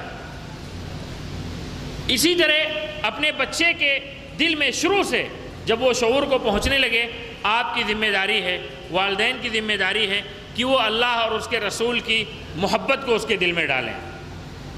اس کو یہ بتائیں کہ ہمارا معبود اللہ ہے، اللہ تعالیٰ نے ہمیں پیدا کیا ہے، وہی ہمیں روزی دیتا ہے، وہی ہماری زندگی اور موت کا مالک ہے، اس کے ہمارے اوپر اتنے احسانات ہیں، اتنی ہم کو اس نے نعمتیں دے رکھی ہیں، یہ جو کھانا ہم کھا رہے ہیں سب اس کی نعمتوں میں سے ہے، اور یہ جو ہم پی رہے ہیں، چل رہے ہیں، پھر رہے ہیں، یہ جو رزق ہمیں آ رہی ہے یہ سب اسی کے فضل اور کرم سے ہے، اور یہ جو ہم مسلمان ہیں اور مسلمان گھرانے میں پیدا ہوئے ہیں، اسلام کی تعلیمات ہمیں ملی ہیں، یہ اللہ تعالیٰ نے اپنے رسول صلی اللہ علیہ وسلم کو دی تھی تاکہ وہ اپنی امت کو پہنچائیں، تو یہ ان کے راستے سے ہم تک پہنچا ہے، تو اللہ کے رسول صلی اللہ علیہ وسلم کا اس پوری امت پہ احسان ہے، تو ہمیں ان سے محبت کرنی چاہیے اور ان کی قدر کرنی چاہیے، ان کی تعظیم کرنی چاہیے، اللہ تعالیٰ کے احکام کو ماننا چاہیے، اس سے محبت کرنی چاہیے۔ تو اس طرح بچے کے اندر آپ دھیرے دھیرے اپنے بچے کے اندر اللہ اور اس کے رسول کی محبت کو ڈال سکتے ہیں، اور دھیرے دھیرے وہ عادی ہوتا جائے گا، اور ایک تعظیم اور ایک وقار اور ایک محبت اس کے دل میں اللہ کے اور اس کے رسول کی اور اسی طرح صحابہ کرام کی اور سلف صالحین کی اس کے دل میں بیٹھتی جائے گی۔ لیکن جب آپ کا بچہ ہوشیار ہو، آپ اس کو بجائے کہ اللہ اور اس کے رسول کی باتیں بتائیں اور آپ صلی اللہ علیہ وسلم کی سیرت بتائیں، اس کو بتانے کے بجائے آپ اس کو دنیا بھر کے جھوٹے اور سچے قصے سنائیں، اور وہ ایسے قصے جن کی کوئی اصل نہ ہو، جن میں خرافات ہو، اس کو آپ سکھلاتے رہیں گے، تو ظاہر سی بات ہے آپ کا بچہ اللہ اور اس کے رسول کی محبت پہ تربیت نہیں پائے گا اور یہ چیز اس کے اندر نہیں بیٹھے گی۔ دیکھیے آپ صلی اللہ علیہ وسلم نے ابن عباس رضی اللہ تعالیٰ عنہ کو، چھوٹے سے تھے، آپ کے ساتھ تھے، آپ نے ان کو کہا، نصیحت کرتے ہوئے کہا، ان کو کچھ چیزیں سکھلائیں، بڑی جامع چیزیں ہیں، کہا احفظ اللہ یحفظ کا۔ وہ بچے تھے، چھوٹے تھے، ان کو آپ سکھلا رہے تھے، کہا احفظ اللہ یحفظ کا، اللہ کی حفاظت کرو، اللہ تعالیٰ تمہاری حفاظت کرے گا، یعنی اللہ تعالیٰ کے احکام کو مانو، اس کے اوامر کو، اس کے فرامین کی حفاظت کرو، اپنے عمل کے ذریعے اللہ تعالیٰ تمہاری حفاظت کرے گا۔ اور احفظ اللہ تجدہ تجاہک، اللہ تعالیٰ کے احکام کو بجا لاؤ، اس کو مانو، اللہ تعالیٰ کو ہمیشہ اپنے سامنے پاؤ گے، کسی بھی پریشانی میں، کسی بھی مصیبت میں آپ اس کو سامنے دیکھیں گے۔ اسی طرح آگے کہا کہ اللہ تعالیٰ کو جب اچھے اور خوشحال رہو تب اس کو پہچانو، اس کے حقوق کی پاسداری کرو، جب تم مصیبت میں رہو گے تو اللہ تعالیٰ تمہیں پہچانے گا، تمہاری حفاظت کرے گا، تمہاری مدد کرے گا۔ یہ آپ صلی اللہ علیہ وسلم ابن عباس کو سکھا رہے ہیں، چھوٹے ہیں، بچے ہیں، ان کو بتا رہے ہیں۔ آپ اپنے بچے کو جب یہ چیز بتائیں گے کہ اللہ تعالیٰ کے احکام کو ماننا چاہیے، اللہ تعالیٰ کا شکر ادا کرنا چاہیے، اس کو اس کے جو فرامین ہیں اور جو اس نے ہمیں حکم دے رکھے ہیں اس کو ماننے کے ساتھ ساتھ جن چیزوں سے اس نے منع کیا ہے اس سے ہمیں دور رہنا چاہیے، اور وہی اللہ تعالیٰ ہر چیز کا مالک ہے، وہی سب کچھ کرنے والا ہے، تو ظاہر سی بات ہے اس بچے کے دل میں اللہ تعالیٰ سے ایک تعلق پیدا ہوگا، اور وہ دھیرے دھیرے اس چیز کا عادی ہو جائے گا کہ جب بھی کوئی اس کو یہ کہے گا کہ یہ چیز اللہ تعالیٰ نے کہی ہے، یہ اللہ کے رسول نے کہی ہے، یہ اللہ کے رسول نے کی ہے، تو فوراً اس کو یہ ہوگا کہ یہ چیز مجھے بھی کرنی چاہیے اور اس چیز کو مجھے بھی برتنی چاہیے، اور اس چیز سے اللہ تعالیٰ نے منع کیا ہے تو مجھے بھی اس سے دور رہنا چاہیے۔ اسی طرح اسی حدیث میں آپ صلی اللہ علیہ وسلم نے جو چیزیں ابن عباس کو سکھلائیں اس میں ایک بہت اہم چیز آپ نے کہی جو ہر آدمی کی زندگی کا قاعدہ ہونا چاہیے، اپنے بچوں کی تربیت میں بھی اور خود اپنے زندگی میں برتتے ہوئے اس کو اچھی طرح جو ہے ماننا چاہیے۔ اس کا تعلق جو ہے انسان کے ایمان سے ہے اور اللہ تعالیٰ سے اس کے تعلق سے ہے، اور جو اس کی تقدیر میں چیزیں لکھی گئی ہیں چاہے اچھی یا بھلی اس سے بھی ہے۔ جب آدمی کا ایمان اللہ تعالیٰ پہ مضبوط ہوتا ہے اور تقدیر پہ اس کا ایمان قوی ہوتا ہے تو جو چیزیں ملتی ہیں اس پہ وہ دیوانہ اور پاگل بھی نہیں ہوتا ہے، اور جو چیزیں اس سے فوت ہو جاتی ہیں اس پہ اس کو حسرت اور ندامت بھی نہیں ہوتی، کیونکہ وہ جانتا ہے کہ جو چیز مجھے لکھی ہوئی ہے ملنا وہ چیز مجھے ملنے والی ہے، اور جو چیز نہیں لکھی ہوئی ہے وہ کبھی ملنے والی نہیں ہے۔ چنانچہ آپ صلی اللہ علیہ وسلم نے اسی حدیث میں کہا کہ تم جان لو کہ اگر پوری دنیا کے لوگ اس چیز پر اجتماع کریں، اکٹھے ہو جائیں کہ تم کو کوئی نقصان پہنچا دیں تو کبھی بھی وہ نقصان نہیں پہنچا سکتے ہیں جب تک کہ الا یہ کہ اسی چیز کے ذریعے جو اللہ تعالیٰ نے تمہارے لیے لکھ دی ہے، جس سے نقصان پہنچنا تمہارے تقدیر میں لکھا ہوا ہے۔ اور اگر ساری دنیا کے لوگ اکٹھے ہو جائیں کہ وہ تم کو کوئی فائدہ پہنچا دیں، تم کو کوئی بھلائی عطا کر دیں، تم کو کوئی نعمت عطا کر دیں، تو کبھی بھی وہ کوئی بھلائی اور فائدہ نہیں پہنچا سکتے ہیں سوائے ان چیزوں کے جو اللہ تعالیٰ نے تمہارے لیے لکھ رکھی۔ اب آپ اپنے بچے کو جب یہ چیز سکھلائیں گے، جیسے آپ صلی اللہ علیہ وسلم ابن عباس کو سکھلا رہے تھے، اس کے دل میں یہ بات بیٹھ جائے گی کہ جو بھی خیر آتا ہے، جو بھی چیزیں ہم کو ملتی ہیں وہ اللہ تعالیٰ کی طرف سے ہوتی ہیں، بندوں کا اس میں کوئی دخل نہیں ہے، اور جو بھی نقصان ہم کو پہنچتا ہے یہ اللہ تعالیٰ نے ہمارے لیے لکھ رکھا تھا، یہ پہنچنے ہی والی تھی، اس سے اللہ تعالیٰ نے یہ نعمت مجھے دی ہے، میرے گھر میں یہ چیز آئی ہے اللہ تعالیٰ نے مجھے عطا کی ہے، یہ چیز ہم کو نہیں ملی ہے اللہ تعالیٰ نے ہمارے لیے نہیں لکھا تھا، اس کو کبھی اس پر حسرت نہیں ہوگی، کبھی ندامت نہیں ہوگی۔ تو اپنے بچوں کو اس طرح ہم چاہیں تو اپنے بچوں کے دلوں میں اللہ تعالیٰ کی اور اس کے رسول کی محبت اور اسلام کی محبت ڈال سکتے ہیں، اور اسی طرح تقدیر پر اس کا ایمان بچپن ہی سے قوی کر سکتے ہیں، تاکہ وہ یہ سمجھے کہ خیر اور شر دونوں جو آتی ہیں وہ اصلاً اللہ تعالیٰ نے انسان کے تقدیر میں لکھ رکھی ہے، اور کوئی آدمی اس خیر کو روکنا چاہے جو اللہ تعالیٰ نے ہمارے لیے لکھ دیا ہے تو کبھی بھی اس کو روک نہیں سکتا ہے، اور اگر کوئی آدمی ہمیں کوئی نقصان پہنچانا چاہے جو اللہ تعالیٰ نے ہمارے لیے نہیں لکھا ہے تو کبھی بھی وہ نقصان پہنچا نہیں سکتا ہے۔ اسی کے ہاتھ میں ساری بھلائی ہے، جس کو چاہتا ہے دیتا ہے اور جس سے چاہتا ہے روک دیتا ہے۔ اس لیے میرے بھائی اور دوستوں، بچوں کی تربیت میں ایک چیز کا یہ خیال کرنا چاہیے کہ شروع سے ان کے دل میں جنت کی محبت ڈالنی چاہیے، جنت میں ترغیب دلانا چاہیے، ان کو ذکر کرنا چاہیے کہ آپ یہ کام کریں گے تو اللہ تعالیٰ آپ کو جنت دے گا، آپ نماز پڑھیں گے تو آپ کو جنت ملے گی، آپ والدین کی خدمت کریں گے تو آپ کو جنت ملے گی، آپ نیک کام کریں گے، کسی کا تعاون کریں گے تو آپ کو جنت ملے گی، اور ساتھ ہی ساتھ جہنم سے ڈرانا چاہیے، اور ان کے دماغ میں بات بیٹھانی چاہیے کہ آپ فلاں حرام کام کریں گے تو اللہ تعالیٰ ناراض ہوں گے، اور اللہ تعالیٰ کی ناراضگی جہنم کا باعث ہے، آپ فلاں کام کریں گے تو اس کا جو بدلہ ہے وہ جہنم ہے، تو آپ جو ہے اللہ تعالیٰ اگر آپ کو چاہے تو جہنم میں ڈال سکتا ہے۔ تو اس طرح اپنے بچوں کو شروع سے جنت کی ترغیب دیں اور جہنم سے ڈرائیں، اور وہ اعمال، وہ معروف اعمال، آپ ضروری نہیں ہے بلکہ ہونا بھی نہیں چاہیے کہ آپ بہت زیادہ دقت میں اور تفصیل میں جائیں اور وہ چیزیں اس کو کہیں جو وہ سمجھ نہیں سکتا ہے، جان نہیں سکتا ہے، اس کی جو عمر ہے اس حساب سے آپ بتائیں کہ یہ نیک عمل ہے، یہ بیٹا کرو گے تو آپ کو جنت ملے گا، اللہ تعالیٰ خوش ہوں گے، یہ کام آپ کرو گے تو اللہ تعالیٰ ناراض ہوں گے، جو لوگ یہ کام کرتے ہیں اللہ تعالیٰ ان سے ناراض ہوتے ہیں اور ان کو اللہ تعالیٰ اگر چاہے تو جہنم میں ڈال سکتا ہے۔ تو اس طرح وہ بچہ شروع سے جنت اور جہنم کے تصور سے لبریز ہوگا، اور جب وہ کوئی کام کرے گا، کوئی بھی اچھا کام کرنے جائے گا تو اس کے تصور میں ہوگا کہ میں یہ کام کروں گا تو اللہ تعالیٰ مجھے جنت عطا کریں گے، یہ کام کروں گا تو اللہ تعالیٰ ناراض ہو جائیں گے۔ تو اس کا اس کے سلوک پر، اس کے عادات پر اور اس کے اپنے اعمال پہ بہت اچھا اثر پڑے گا اور بہت ہی زیادہ اس کو فائدہ پہنچے گا، اور آپ اس کو محسوس کریں گے۔ آپ اپنے بچوں پر اس کا تجربہ کر لیں، آپ اس کو فوری طور سے کچھ ہی دنوں کے اندر محسوس کرنا شروع کر دیں گے کہ کس طرح چھوٹے بچے جب کوئی کام کرنے جاتے ہیں اور ان کے والدین ان کو یہ چیز سکھائے رہتے ہیں تو آپس میں بھی گفتگو کرتے ہوئے یہ بات کہتے ہیں کہ نہیں، وہ اپنے بھائی سے کہیں گے کہ یہ کام مت کریے، اللہ تعالیٰ اس سے ناراض ہو جائیں گے، اور یہ کام جو ہے آپ جو کر رہے ہیں یہ کریے، اللہ تعالیٰ اس سے خوش ہوں گے۔ بلکہ وہ آ کر کے اپنے والدین سے کہتے ہیں کہ دیکھو یہ فلاں کام کر رہا ہے چھوٹا بھائی، اللہ تعالیٰ اس سے ناراض ہوں گے، اور فلاں کام ہم کو کرنا چاہیے، میں کروں گا تاکہ اللہ تعالیٰ جو ہے ہم سے خوش رہے۔ تو یہ تربیت کا ایک طریقہ ہے کہ آپ ان کو اپنے گھروں میں اچھی طرح ان کے دل و دماغ میں یہ چیزیں ڈالیں تاکہ وہ اچھی سوچ اور اچھی فکر لے کر کے پروان چڑھیں۔ اسی طرح اپنے بچوں کے دلوں میں نماز سے محبت ڈالنی چاہیے۔ آپ جانتے ہیں کہ نماز یہ اسلام کے ارکان میں سے اہم ترین رکن ہے، اور کلمہ توحید کے بعد یہ سب سے بڑا رکن ہے، اور جو آدمی نماز نہیں پڑھتا ہے وہ کافر ہے، جو آدمی نماز نہیں پڑھتا ہے وہ کافر ہے، اور اس کی جو تفصیلات ہیں کہ وہ کفر کیسا ہے اور کس طرح نماز جب نہیں پڑھے گا تو وہ کافر ہو جائے گا، اس میں بڑی تفصیل ہے، لیکن اللہ کے رسول صلی اللہ علیہ وسلم نے وضاحت کر دی ہے کہ ایک کافر اور ایک مسلمان کے درمیان جو بنیادی فرق ہے وہ کیا ہے؟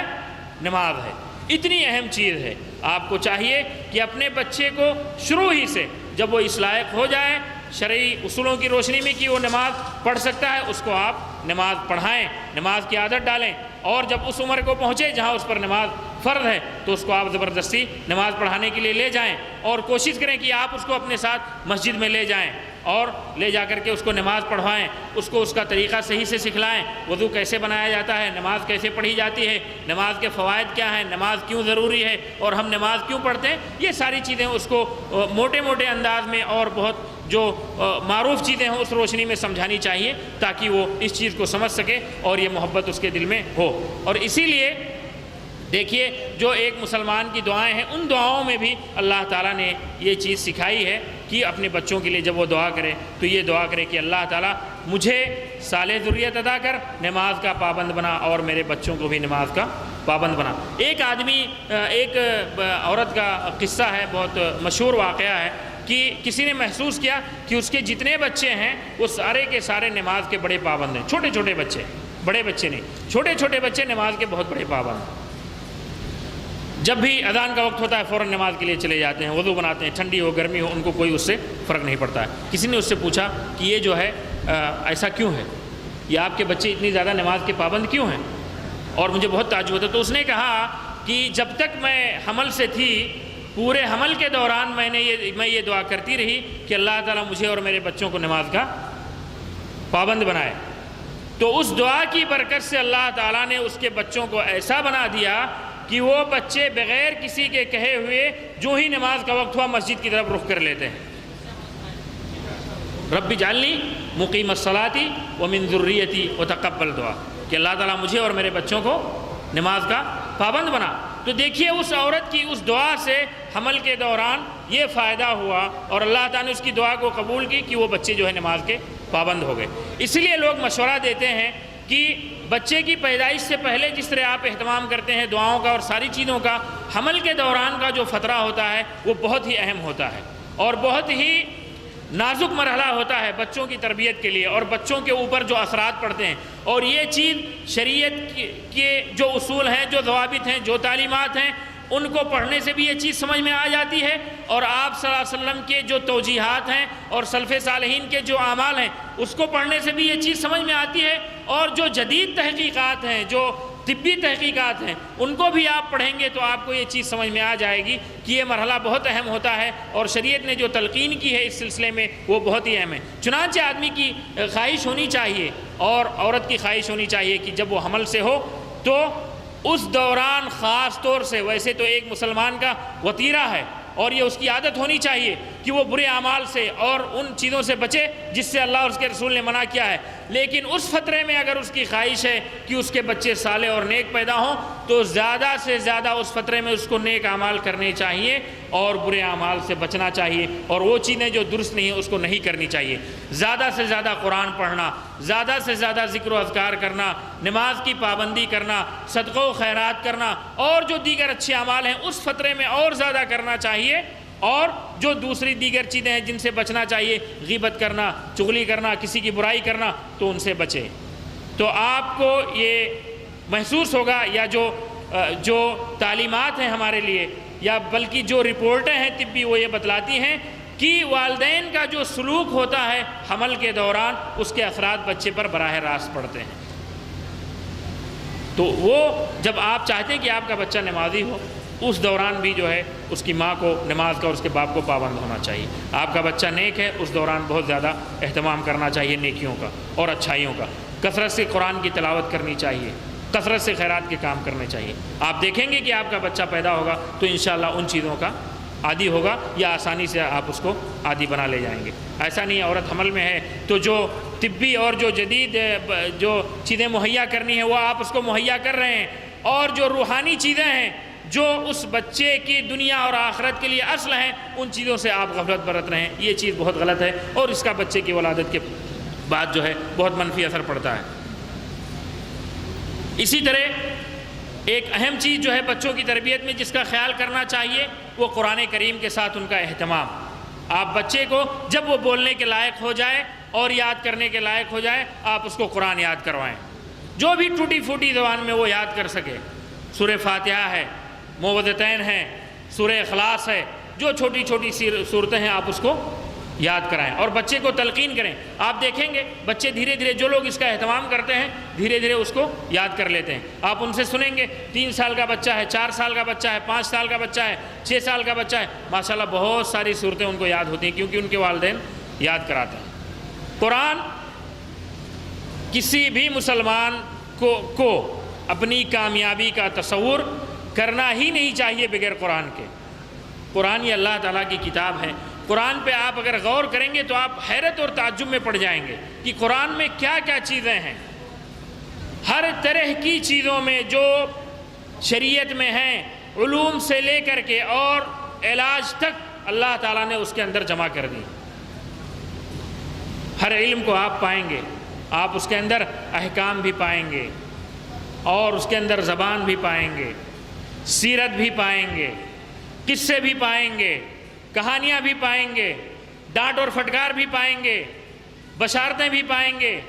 خوشخبری بھی دی جا رہی ہے، ڈرایا بھی جا رہا ہے، انسان کو خیر کی طرف بلایا جا رہا ہے، برائی سے روکی جا رہی ہے، اچھی زبان میں، ایسے اسلوب میں کہ دنیا ویسا اسلوب پیش نہیں کر سکی، اور ساتھ ہی ساتھ اس کو آپ پڑھیں تو آپ کو نیکیاں ملتی ہیں، آپ کے دل کو سکون ملتا ہے، اور بیمار آدمی شفا یاب پا جاتا ہے۔ وہی کلام ہے، آپ پڑھ رہے ہیں، کوئی آدمی بیمار ہے اس کو شفا مل رہی ہے،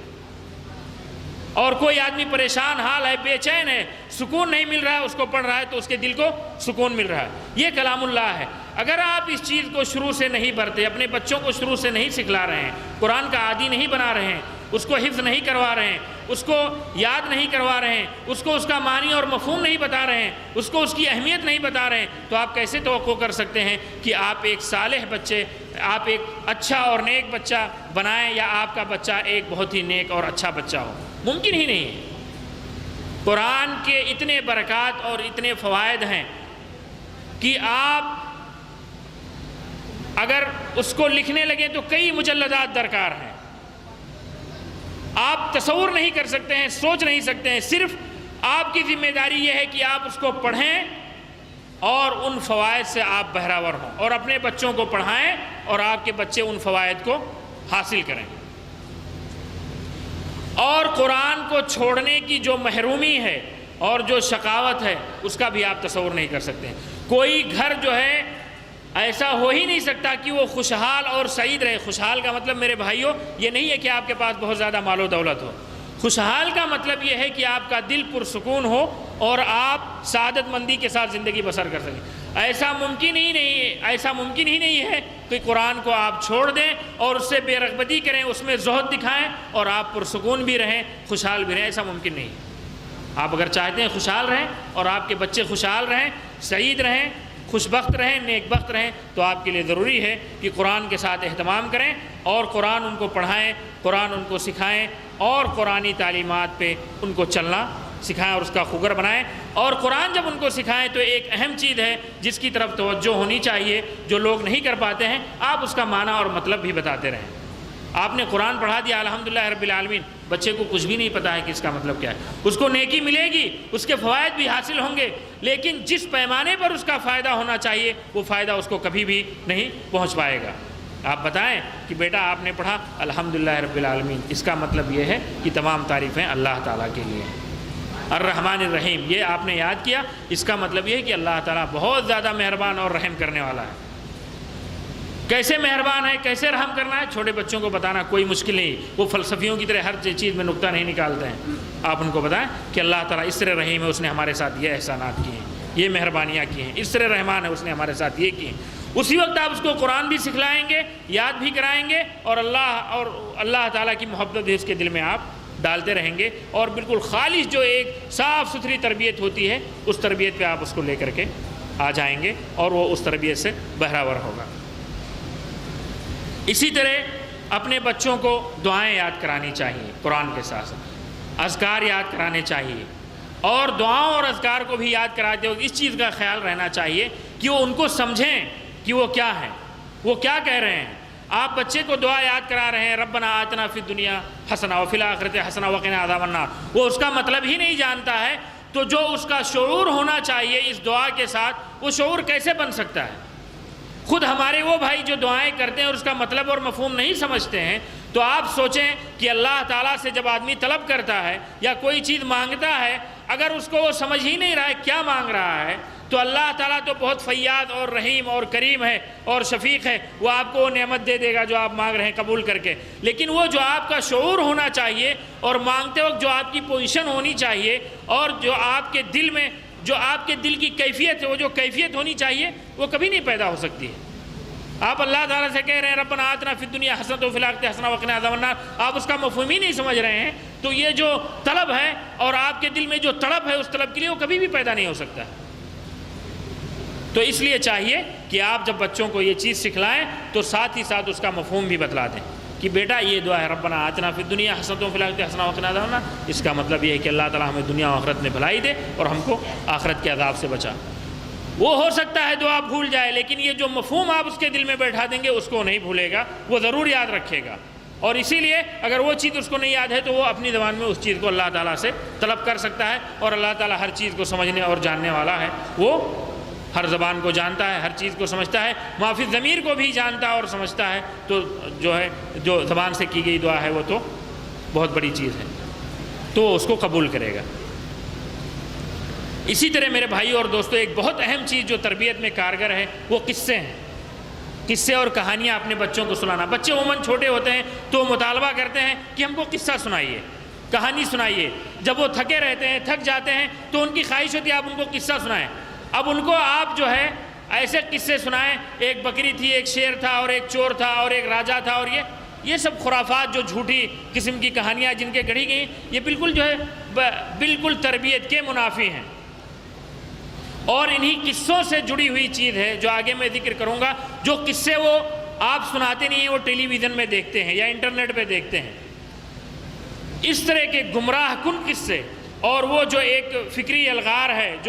جو مقصود ہے مسلمانوں کے بچوں کو گمراہ کرنا اور ان کو برباد کرنا، وہ جس طرح ان کو وہ قصے دکھائے جاتے ہیں اور اس کو دیکھتے ہیں اور جو سنائے جاتے ہیں، اس کا اتنا خراب ان کے ذہن و دماغ پہ اثر پڑتا ہے کہ آپ خود محسوس کرتے ہیں کہ بچے کس طرح کی گفتگو کرتے ہیں، کس طرح کی حرکتیں کرتے ہیں، کہ اللہ کی پناہ۔ تو یہ قصے جو مطلوب ہیں، جو قصے ہم ان کو سکھائیں، وہ قصے کیسے ہیں؟ انبیاء کے قصے، صحابہ کرام کے قصے، سلف صالحین کے قصے، جو قرآن کے قصے ہیں، جو احادیث میں قصے آئے ہیں، ان کو آپ ان کو سکھلائیں، ان کو آپ اسے سنائیں، تو اس کا فائدہ یہ ہوگا کہ جو ان کو قصہ سننے کی خواہش ہے وہ خواہش بھی پوری ہو جائے گی، اور ساتھ ہی ساتھ ان کو آپ ایک طرح سے ان کو تعلیم یافتہ بھی کر رہے ہیں، تعلیم بھی دے رہے ہیں۔ وہ جو اس کے اندر تعلیم ہے، جو اس کے اندر سبق ہے، جو اس کے اندر درس ہے، اس کو بھی وہ سیکھیں گے تو بیک وقت کئی مقاصد آپ کے پورے ہو جائیں گے۔ آپ ان کو ابراہیم علیہ السلام کا قصہ سنائیں، آدم علیہ السلام کا قصہ سنائیں۔ آدم علیہ السلام کو اللہ تعالیٰ نے پیدا کیا اور ان کے لیے بیوی کو پیدا کیا، پھر انہوں نے کیا غلطی کی، شیطان کی بات مان لی تو ان کو جنت سے نکال دیا گیا۔ تو بیٹا شیطان کی بات نہیں ماننی چاہیے، دیکھو شیطان کی بات ماننے سے آدم علیہ السلام کا اتنا بڑا نقصان ہوا، ان کو جنت سے نکال دیا گیا۔ ابراہیم علیہ السلام کا قصہ آپ سنائیں، ابراہیم علیہ السلام کس طرح تھے، کس طرح اللہ تعالیٰ نے ان کو بہت دنوں کے بعد بیٹا دیا تو ان کو قربانی کے لیے کہہ دیا، پھر بھی انہوں نے اللہ تعالیٰ کے حکم کو مان لیا۔ تو اللہ تعالیٰ کے حکم کو ماننا چاہیے۔ آپ ان کو نوح علیہ السلام کا قصہ سنائیں کہ نوح علیہ السلام کو کس طرح اللہ تعالیٰ نے ان کی قوم نے جب ان کی بات کو نہیں سنی، کس طرح ان کی قوم پہ عذاب آیا، اور اپنے بیٹے کو وہ چاہتے ہوئے بھی نہیں بچا سکے کیونکہ وہ اسلام نہیں لایا۔ تو اگر کوئی اسلام نہ لائے، اللہ تعالیٰ کے احکام کو نہ مانے، تو اس کا باپ چاہے جتنا بڑا نیک ہو، چاہے جتنا بڑا متقی ہو، تو اس کو بچا نہیں سکتا ہے۔ اس لیے آدمی کو خود اپنے عمل پہ دھیان دینا چاہیے۔ آپ کے تمام قصے بھرے پڑے ہیں حدیثوں میں، آپ وہ قصے سنائیں، آپ صلی اللہ علیہ وسلم کس طرح رہتے تھے، کس طرح کرتے تھے، آپ صلی اللہ علیہ وسلم وہاں گئے تو یہ ہوا، وہاں گئے تو یہ ہوا، فلاں صحابی سے ملے تو یہ ہوا، فلاں غزوے میں آپ گئے تو ایسا ہوا۔ تو یہ جو قصے ہیں، یہ آپ جب بچوں کو سکھلائیں گے تو ان قصوں میں جو حقیقی فائدے موجود ہیں اس سے ان کی تربیت ہوگی، اور وہ بیک وقت قصہ بھی سنیں گے، اور آپ کی جو اسلامی تعلیمات ان قصوں میں موجود ہیں اور جو بہترین تربیت کی جو چیزیں ان کے اندر موجود ہیں، وہ اس کو بھی سیکھیں گے اور اس سے فائدہ اٹھائیں گے۔ اسی طرح میرے بھائی اور دوستو، بچوں کے اندر جو اچھی عادتیں ہیں اس کو ڈالنی چاہیے۔ سچ بولنا، وفاداری کرنا، امانت دار رہنا، جو بات کہے اس کو پورا کرنا، یہ جو اچھی عادتیں ہیں اس کو ڈالنا چاہیے، اس کو ان کو سکھلانا چاہیے، قولاً اور عملاً۔ اور اسی طرح بری عادتوں سے بچنا، جھوٹ سے بچنا، چغلی سے بچنا، کسی کی غیبت کرنے سے بچنا، خیانت سے بچنا، اس طرح کی جو چیزیں ہیں اس کو آپ اس سے بچنے کی تلقین کریں۔ اور یہ تلقین آپ کتنا بھی کریں، اگر خود آپ کے اندر یہ چیز نہیں ہے تو آپ کتنا بھی تلقین کریں، یہ چیز کارگر نہیں ہوگی۔ اس لیے والدین کی ذمہ داری یہ ہے کہ اپنے عمل سے اس چیز کی تلقین کریں، ہمیشہ سچ بولیں، ہمیشہ اچھی عادتوں کو اپنائیں، اپنے بچوں کے سامنے اس کو کریں تاکہ وہ بچے اس کو سیکھیں۔ اب آپ کا کوئی دروازہ کھٹکھٹا رہا ہے، آپ بچے کو کہہ رہے ہیں جا کے کہہ دو ابو گھر پر نہیں ہے، تو بچہ آپ سے سچائی سیکھے گا؟ کبھی نہیں سیکھ سکتا۔ وہ تو یہی سیکھے گا کہ اگر آپ کبھی گھر میں ہیں اور کوئی آدمی ملنے آئے، نہیں ملنا چاہتے ہیں، تو اس کو جھوٹ بولنے کی میں موجود نہیں ہوں۔ آپ اپنے بچے کے سامنے گھر میں گالی بکیں، کسی کو بھی، چاہے اپنے بچے کو، چاہے اپنے بیوی کو، اسے برا بھلا کہیں، چیخیں چلائیں۔ آپ کیسے تصور کر سکتے ہیں کہ آپ کا بچہ ان گالیوں کو نہیں سیکھے گا اور اس کے بجائے جو ہے اس کی زبان صاف ستھری رہے گی اور وہ اچھے کلمات سیکھے گا؟ ایسا کبھی نہیں ہو سکتا۔ تو بچوں کو اچھی عادتیں سکھلائیں، اچھی باتیں سکھلائیں، لیکن کیسے؟ کہنے کے ساتھ ساتھ خود عمل کر کے، کیونکہ بچے آپ کو آئیڈیل سمجھتے ہیں، اپنے ماں باپ کو نمونہ سمجھتے ہیں، جو وہ کرتے ہیں اس کو دیکھ دیکھ کر کے وہ کرتے ہیں۔ تو اس لیے میرے بھائیوں، جب بچوں کو آپ اچھی چیز سکھلانا چاہتے ہیں تو ہونا یہ چاہیے کہ آپ اس کو کہنے کے ساتھ ساتھ اپنے عمل سے سکھلائیں تاکہ وہ اس کو سیکھیں۔ اسی طرح بچوں کو شروع ہی سے جب وہ چھوٹے رہیں تو ان کو دین کے جو احکام ہیں، دین کی جو چھوٹی چھوٹی باتیں ہیں جس کو برتنے کے لائق ہیں، اس سے محبت سکھلانی چاہیے۔ کپڑا ایسا ہونا چاہیے، لباس ایسا پہننا چاہیے، فلاں کام ایسا کرنا چاہیے، بیٹا دین میں یہ چیز ایسی ہے، اس کو کرو، اس سے برکت ہوگی، اس سے خیر ہوگا، اللہ تعالیٰ خوش ہوں گے۔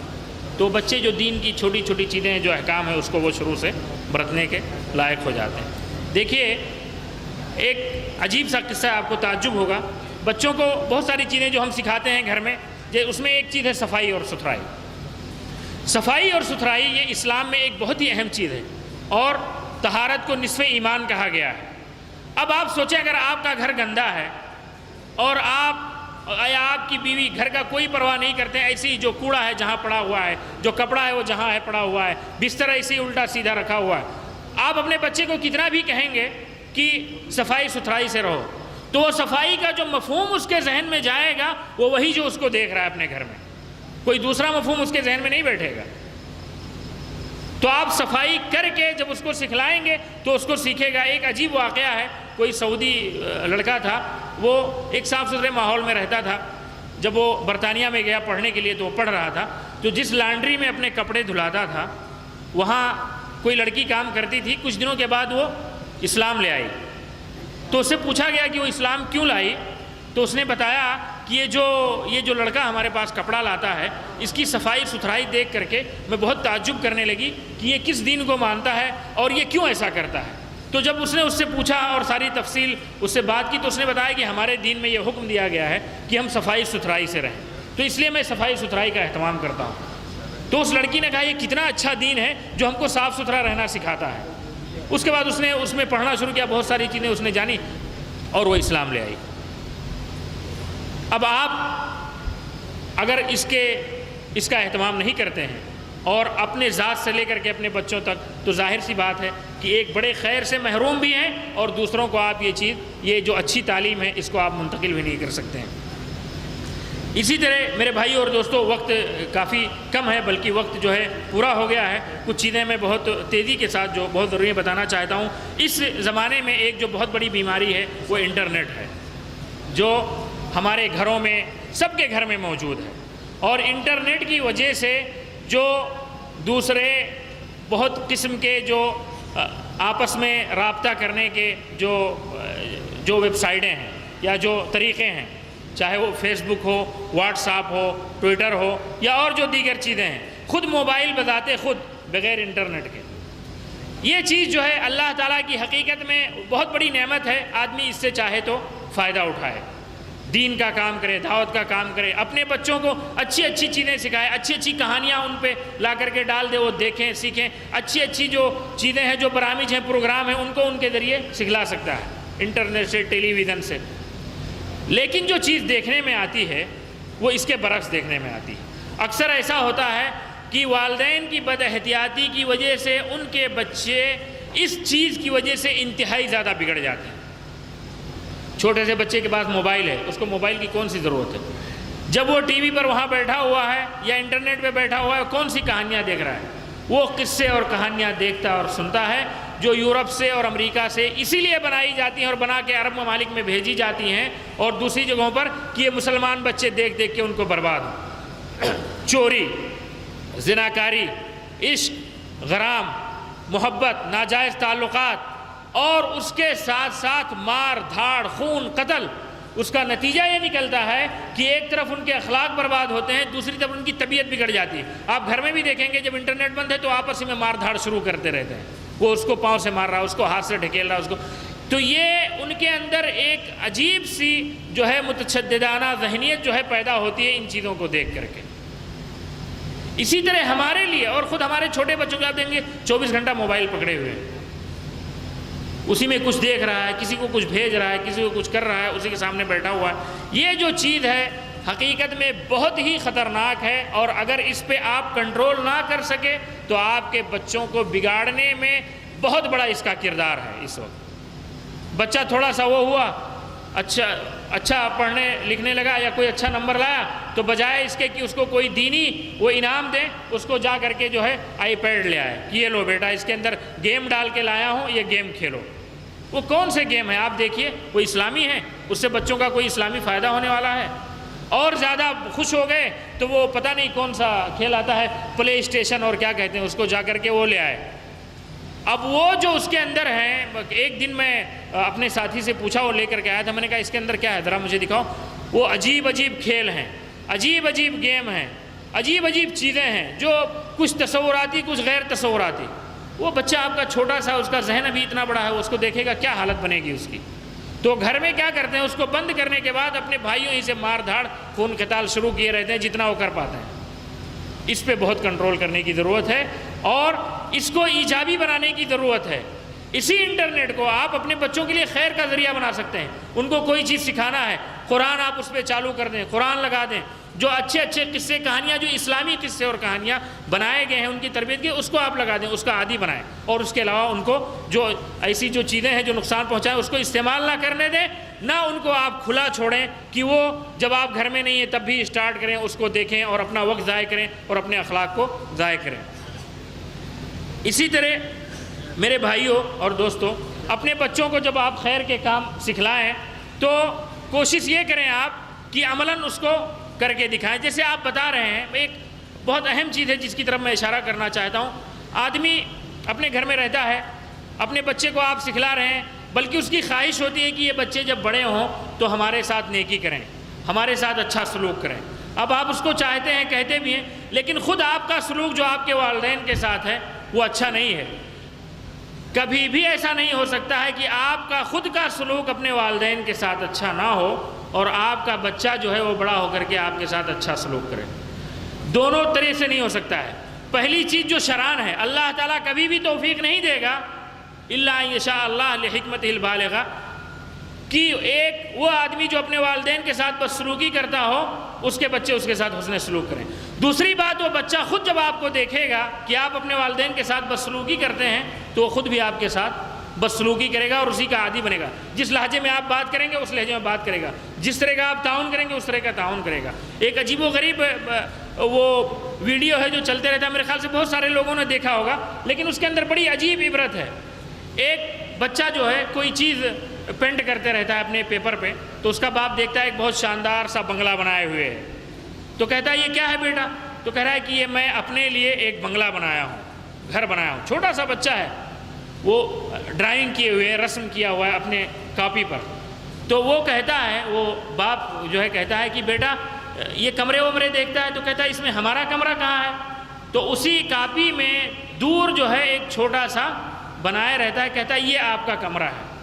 تو کہتا ہے کیوں؟ یہاں تم نے اپنے ساتھ ہمارا کمرہ کیوں نہیں بنایا ہے؟ تو کہہ رہا ہے آپ نے بھی دادا کے لیے وہاں گھر بنا دیا ہے دور جو ہے، تو ہم بھی آپ کے لیے ایسے ایک دور گھر بنائیں گے۔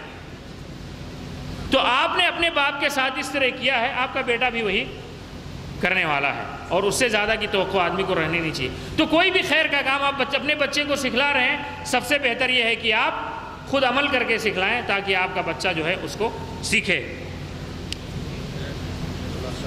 اور بس جو ہے میں انشاءاللہ 5 سے 10 منٹ کے اندر یہ جو اہم نقطہ ہے 5 منٹ کے اندر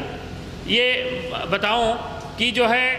اب آپ اپنے بچے کی تربیت کرنا چاہتے ہیں، اسلامی تعلیمات بھی اس کو دینا چاہتے ہیں، خیر کے کام سکھلانا چاہتے ہیں، اس کا طریقہ کار کیا ہونا چاہیے، بہترین طریقہ کار کیا ہے؟ بہت ساری چیزیں اس کے اندر گزر چکی ہیں، جو میں 2-3 چیزیں نقطوں میں اشارہ کرنا چاہتا ہوں۔ یہ ہے کہ آپ کا جو گھر ہے اس کو پیار اور محبت سے بھر دیجئے اور محبت کا ماحول پیدا کیجئے، اور ہر چیز اپنے بچے کو اسی محبت سے سکھلائیے۔ تشدد، نفرت، گالی گلوچ، ڈانٹ ڈپٹ، ان چیزوں سے دور رہیے۔ یہ جو محبت کا ماحول ہے یہ بچوں کی تربیت میں بہت زیادہ سازگار ثابت ہوتا ہے۔ اسی طرح جو ہے خود آپ جو ہے ہر چیز کا قدوہ بنیے، نمونہ بنیے، اور گھر سے لے کر کے باہر تک ان کو خراب ماحول سے دور رکھیے۔ آپ گھر میں اچھا ماحول بنائیں، باہر جن بچوں کے ساتھ اٹھتا بیٹھتا ہو اچھے بچوں کے ساتھ کوشش کریں کہ اس کی صحبت رہے۔ جس اسکول میں اور جس مدرسے میں آپ ڈالنا چاہیں، آپ کی خواہش ہو، کوشش ہو کہ وہ اچھا اسکول ہو، اس کا ماحول اچھا ہو، تاکہ وہ وہاں رہ کر کے اچھی چیزیں سیکھ لے۔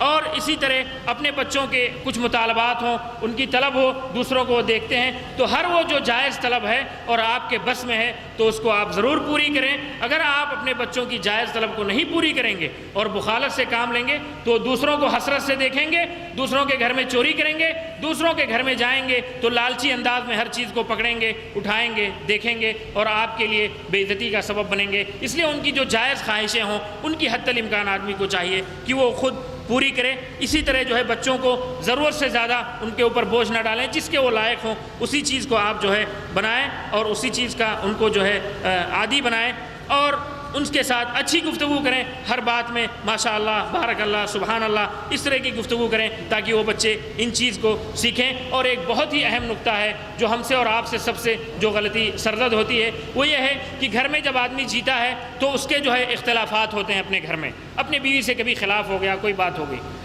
ایسی صورت میں کبھی بھی اپنے بچوں کے سامنے اپنی بیوی کو نہ گالی دیں، نہ اس کو ڈانٹیں، نہ جو ہے اس کو ماریں۔ یہ چیز لوگ بتاتے ہیں جو نفسیات کے ماہر ہیں کہ جب شوہر اپنی بیوی کو اپنے بچوں کے سامنے ڈانٹتا، پھٹکاتا یا گالی دیتا ہے یا جو اس کی توہین کرتا ہے یا اس کو مارتا ہے، یا اسی طرح بیوی اگر اس کا الٹا کرے، یہ بچوں کی تربیت کے لیے انتہائی زہر قاتل ہے اور بچوں کی نفسیات کو بالکل مار کے اور توڑ کے اور مروڑ کے رکھ دیتا ہے۔ اتنی بڑی ہلاکت ہے اس کے اندر کہ آدمی اگر جان جائے تو کبھی یہ حرکت نہ کرے۔ اس لیے کبھی بھی گھر میں اختلاف ہو تو اس کو آپ الگ کمرے میں حل کریں، بچوں کے سامنے اس کو ظاہر نہ کریں، اور نہ وہ جو چیزیں آپ کرنا چاہتے ہیں اس کو کبھی ان کے سامنے جو ہے نہ آنے دیں، تاکہ جو ہے اس کا نقصان آپ کے بچے کو نہ ہو۔ اور اسی طرح جو ہے ان ساری چیزوں کے کرنے کے ساتھ ساتھ سب سے بڑی جو آپ کی ذمہ داری ہے وہ یہ ہے کہ اللہ تعالیٰ سے آپ دعا کرتے رہیں کہ اللہ تعالیٰ آپ کے بچوں کی صحیح تربیت کی توفیق دے اور ان کو جو ہے صالح اولاد بنائے اور اپنی توفیق جو ہے ان کے ساتھ رکھے۔ والدین کی دعا بچوں کے لیے بہت ہی کارگر ہوتی ہے اور مستجاب ہوتی ہے۔ اگر والدین صدق دل سے اپنے بچوں کے لیے دعا کرتے ہیں اللہ تعالیٰ اس کو قبول کرتا ہے، جب دعا کے جو مقتضیات ہیں قبولیت کے وہ موجود ہوں۔ تو اس لیے آدمی کو چاہیے کہ سب کچھ کرنے کے بعد اپنے بچوں کے لیے ہمیشہ دعا کرتے رہے، اور اپنے بچوں سے کتنا بھی ناراض ہو جائے تو بجائے اس کے کہ بد دعا کرے، ان کے صلاح اور تقوی کے لیے اور ان کے سدھار کے لیے دعا کرے، تاکہ اللہ تعالیٰ اپنے حسن توفیق سے اس کو نوازے۔ بہت ساری باتیں ہیں لیکن وقت کی بہت قلت ہے، اس وجہ سے انہی پر اپنی باتوں کو ختم کر رہا ہوں۔ انشاءاللہ پھر کبھی موقع ملا تو باقی باتیں ہوں گی۔ اللہ تعالیٰ سے دعا ہے کہ وہ ہمیں صالح ذریت عطا فرمائے اور ہمارے بچوں کو سچے معنوں میں مسلمان اور مومن بچے بنائے، اور انہیں ہمارے لیے صدقہ جاریہ بنائے، اور ہمارے نام کو روشن کریں، ہمارے دنیاوی اور دینی جو ہمارے مشاری ہیں، پروجیکٹس ہیں، ان کو ان کا صحیح حامل بنائے، اور وہ ہمارے آخرت کے لیے بہت بڑی ذات اور بہت بڑا توشہ ثابت ہوں۔ آمین۔ وآخر دعوانا الحمدللہ رب العالمین، والسلام علیکم ورحمۃ اللہ وبرکاتہ۔